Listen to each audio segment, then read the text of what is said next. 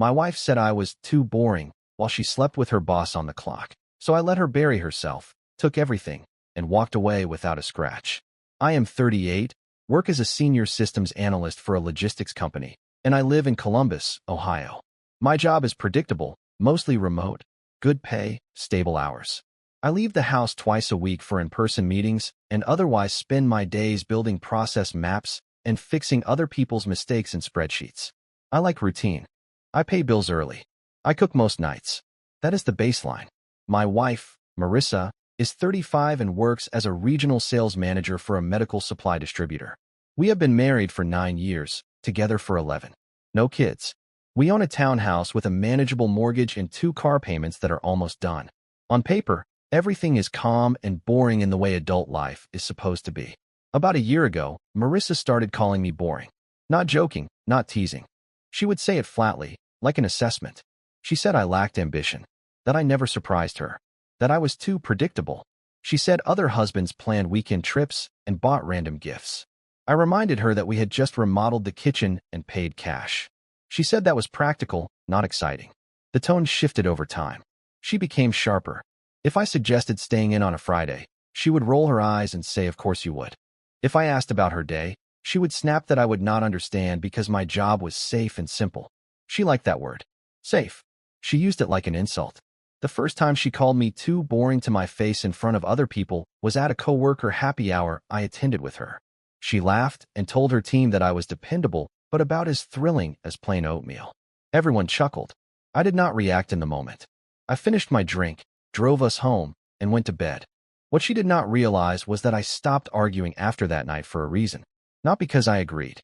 Because I was paying attention. After that happy hour, I adjusted my approach. I stopped defending myself when she called me boring. I stopped trying to counter her with logic. Instead, I started observing patterns. Marissa's schedule changed around the same time the comments escalated. Sales is cyclical, so late nights during quarter end are normal. I understand that. What caught my attention was the frequency. She began staying out 2 or 3 nights a week, claiming client dinners or strategy meetings. Her phone, which used to live face up on the kitchen counter, was suddenly always face down. She started taking calls in the spare bedroom with the door closed. None of this alone proves anything. I am aware of that. I work in systems analysis. Correlation is not causation. So I waited for something concrete. The first data point came from something small. One Tuesday afternoon, I left early to grab coffee before a virtual meeting. I work from home, but I needed air. I stopped by a cafe near her office because it is quieter during mid-afternoon. As I walked in, I saw Marissa at a corner table. She was not alone. She was sitting across from a man I recognized from a framed photo on her desk. Her regional director, Daniel, early 40s, married. The man she had described as intense but brilliant. It was 2:30 in the afternoon. Both of them were in work clothes. They were not going over paperwork. There were no laptops open. They were leaning close, laughing in a way that did not look professional. I did not storm over. I did not confront her. I walked back out before she saw me. When she came home that night, she mentioned nothing about a coffee meeting. Instead, she complained that I had not done the laundry the way she prefers. I listened. I nodded. I filed away the inconsistency. That was when the intrigue shifted from suspicion to strategy. I do not react emotionally to incomplete information. I verify.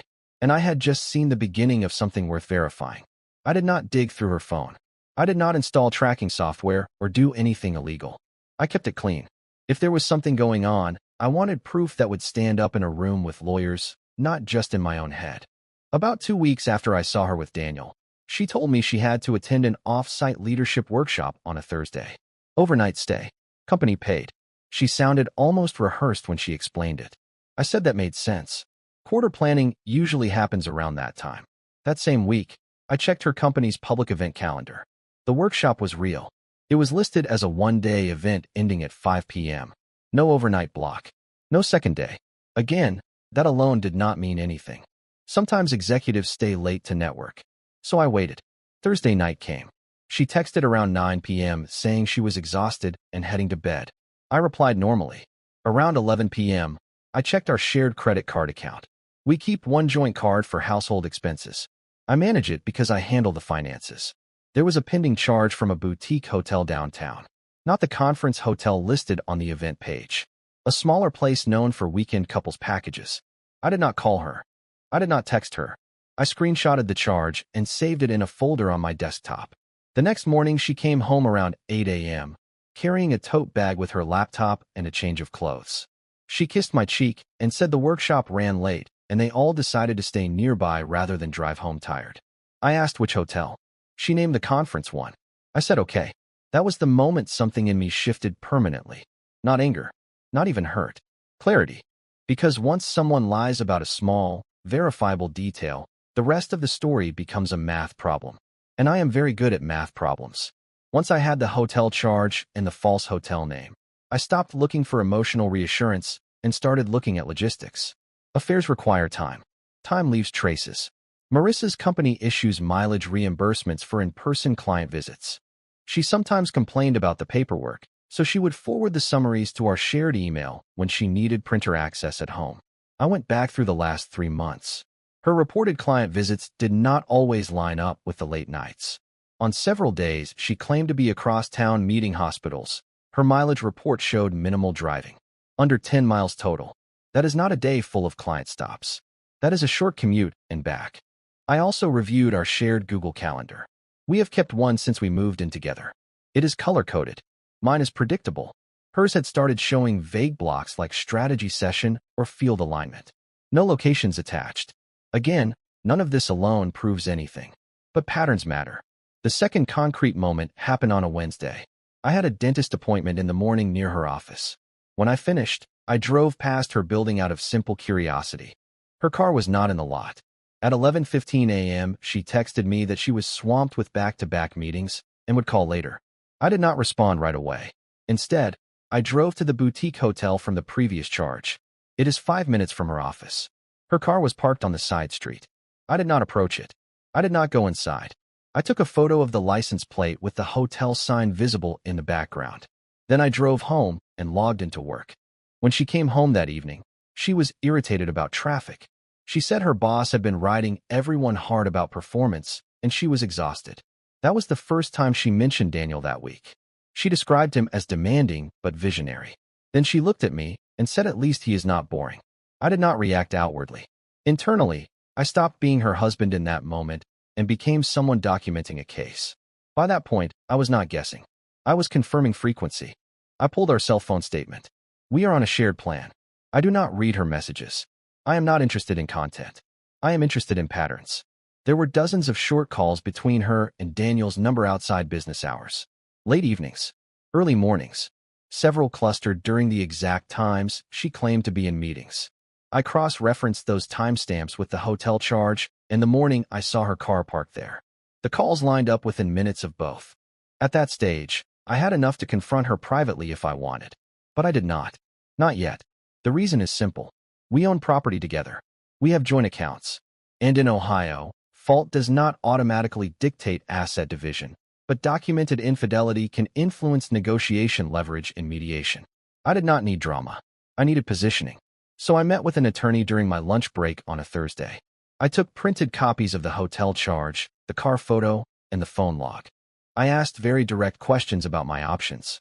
He told me to stay calm, gather documentation, and not tip my hand until I was ready to file. That same weekend, Marissa hosted a small dinner with 2 coworkers, including Daniel. I agreed to be there. Watching them interact in my own kitchen clarified everything. They were careful. No touching. No obvious intimacy. But their eye contact was sustained. Familiar. Too comfortable. At one point, Marissa made a comment about how some people just do not evolve and get stuck in routine. She looked directly at me when she said it. Daniel laughed a little too hard. I did not respond. I cleared plates and poured wine. The difference was this. She thought I was passive. She thought I lacked awareness. In reality, I was letting her build a documented pattern while I stayed compliant on the surface. When someone believes you are boring, they stop hiding efficiently. And that is when they get sloppy. 2 weeks after that dinner, Marissa escalated the criticism. It was no longer casual jabs. It became comparative. She started talking about how driven people operate differently. How high performers need stimulation. She began dressing differently for work. Sharper. More deliberate. New lingerie that I never saw her wear at home. I am not naive. One night, she told me directly that sometimes she wondered what it would be like to be with someone more dynamic. She said it calmly, like she was discussing a career move. Then she added that she felt underappreciated and constrained by routine. I asked her a simple question. Are you unhappy enough to leave? She said no. She said I was stable. That stability mattered. That I should not be so sensitive. That was the moment I understood her framework. She did not want to leave the marriage. She wanted the security of it while outsourcing excitement elsewhere. I did not argue. I simply said I would think about what she said. Behind the scenes, I separated our finances more cleanly. I opened a new individual account for my salary. In Ohio, that is legal. I did not drain joint funds. I just redirected future income. I also requested a formal valuation of the townhouse under the pretense of checking refinance options. That gave me an updated market number. The final piece of confirmation came unintentionally from her. One Friday afternoon, she forgot to log out of her work email on our shared desktop in the spare room. I was not snooping. I sat down to print something and saw her inbox open. At the top was an email from Daniel. Subject line simply said, Thursday. The preview line was enough. Same room as last time works for me. I did not open it further. I did not need to. At that point, I had documentation, timeline consistency, financial separation in progress, and legal counsel on standby. She still believed I was too boring to notice. She had no idea I was already planning my exit down to the week. I chose a date deliberately, the following Thursday, the same weekday referenced in the email subject line. If she was going to repeat the hotel routine, I wanted everything aligned.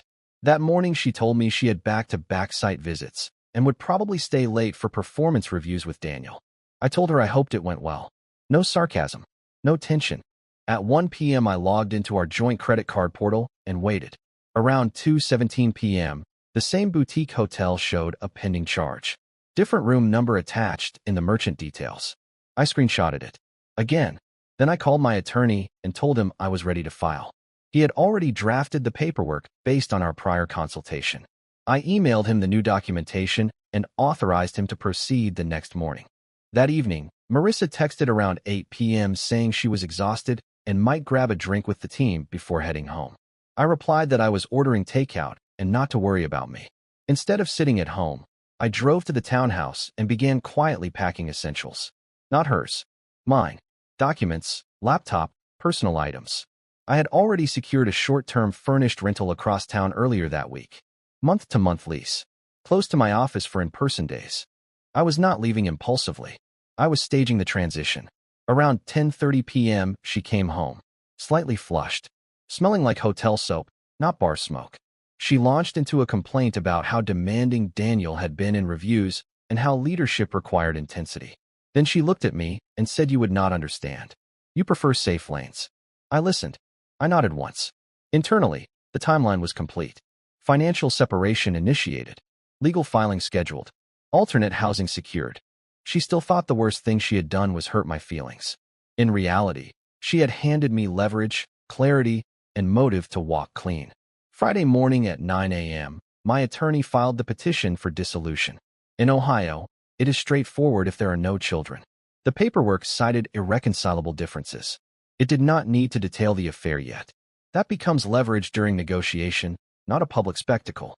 At 11:30 a.m., she was served at her office. She called me at 11:42. Her tone was not angry at first. It was confused. She asked if this was some kind of mistake. I told her calmly that it was not. I said I had been aware of her relationship with Daniel for months. I told her I had documentation of hotel charges during work hours and phone records that matched. There was a long silence. Then she shifted to defensive. She said I was paranoid, that I was overanalyzing harmless meetings, that Daniel was mentoring her. I told her that mentoring does not require boutique hotel rooms at 2 p.m. She asked how long I had known. I said long enough to plan responsibly. Then I ended the call. Not dramatically, not mid-sentence. I simply told her that further communication would go through attorneys and hung up. Within the same minute, I blocked her number. I blocked her on every platform we used. Text, social media, even email filters routed her address to a separate folder I would only access if legally necessary. It was not emotional. It was procedural. If I stayed available, the conversation would spiral into blame, bargaining, or manipulation. I had already given her the only explanation she needed. Anything further would dilute the position I had built. Within 10 minutes, she tried calling again from a different number. It went to voicemail. I did not listen to it. Shortly after, she emailed me saying we needed to talk like adults. We were talking like adults. Through attorneys. By the end of that afternoon, my lawyer confirmed she had retained counsel as well. That was expected. What she did not expect was that I would not engage privately, not argue, not yell, not demand closure. She thought boring meant passive. What it actually meant was disciplined. And disciplined people do not debate after they execute a plan. Once I blocked her, the noise stopped immediately on my end. No late-night calls. No emotional texts. No attempts to reframe the narrative in real time. Silence is underrated when you are exiting cleanly. Her attorney reached out the following Monday requesting a preliminary asset list. My attorney had it prepared. We had already compiled mortgage statements, retirement accounts, savings balances, and the updated property valuation. Because I had redirected my salary weeks earlier, there was no last-minute scramble or suspicious transfers to explain. Marissa tried one indirect tactic. She emailed my sister asking if I was going through something mentally. My sister forwarded it to me without responding. I instructed her not to engage. That was the only outreach attempt that slipped past the block. In mediation, her tone reportedly shifted again. My attorney told me she described the affair as a mistake that never meant anything. She argued that I was overreacting and that marriages require forgiveness. What she could not argue with were timestamps and financial records. The hotel charges occurred during paid work hours. That mattered more than she realized. If pushed, that information could affect her employment. I did not threaten it. I did not need to. The implication alone altered her posture. When division discussions began, she expected to keep the townhouse. It is closer to her office. But she could not afford the mortgage alone at the current rate. I could. However, I did not want it. I wanted liquidity and separation. So we negotiated a sale. Because the market had risen since our purchase, there was equity. After mortgage payoff and fees, the split left me with enough to secure a down payment elsewhere and maintain my retirement contributions uninterrupted. There were no dramatic courtroom scenes. No shouting matches. Just paperwork and deadlines. The most telling part was this. At no point did she apologize in writing. Not once. Every message framed the situation as mutual breakdown rather than unilateral betrayal. That confirmed something for me. She did not regret the affair. She regretted miscalculating me. The townhouse sold 6 weeks later. We signed the closing documents in separate rooms. I did not see her. Funds were wired the same afternoon. By then I had already extended my lease on the rental and started looking at smaller properties closer to my office. Not as an upgrade, just as a reset. Through attorneys, she made one last attempt to speak directly. She claimed she wanted closure. My lawyer asked if I was open to a final conversation. I declined. Closure is a mutual exercise. She forfeited that when she decided secrecy was more valuable than honesty. I heard through a mutual acquaintance that Daniel's wife discovered everything shortly after the filing. Apparently, workplace rumors started circulating once Marissa was served. Whether his marriage survived is not my concern. I never contacted her. I never contacted his employer. I did not need revenge to feel resolved. Marissa sent a final message through counsel asking if I truly felt nothing after 9 years. That was the only time her language hinted at emotion. The answer is simple. I felt enough to act. People assume calm equals weak. They confuse predictability with a lack of awareness. She built a narrative in her head where I was too boring to notice, too safe to leave, too stable to disrupt. In reality, stability gave me leverage. Boring paid the mortgage. Boring documented timelines. Boring consulted attorneys before speaking. Boring blocked her the moment the facts were stated. When everything finalized, I did not celebrate. I updated my budget spreadsheet, scheduled movers for the last of my storage, and went back to work Monday morning. There were no scratches because I never stepped into the chaos. I stayed in process. If there is advice in this, it is not about revenge. It is about clarity. When someone shows you they want excitement without accountability, believe them once. Then act once. And do not look back.